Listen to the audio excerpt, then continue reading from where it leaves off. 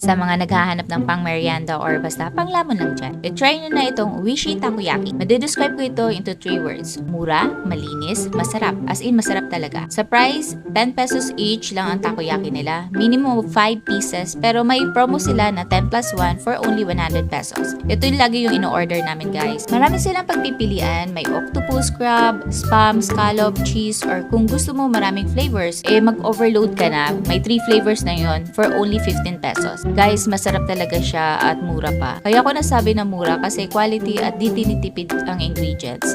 Nakatikim na ako sa mga takoyaki sa mga malls, pero sobrang layo ng lasa nun dito. Sa mayo pa lang alam mo na di Japanese ang gamit nila. Then, isa sa nagustuhan namin ay malinis pati ang nagluluto dito. Itong binilhan namin ay located siya sa may San Andres, Malate. Di naman masyado kahabaan ang pila dito, pero may pila pa rin kaya need ko pa rin maghintay. So, yun lang guys. Thank you for watching.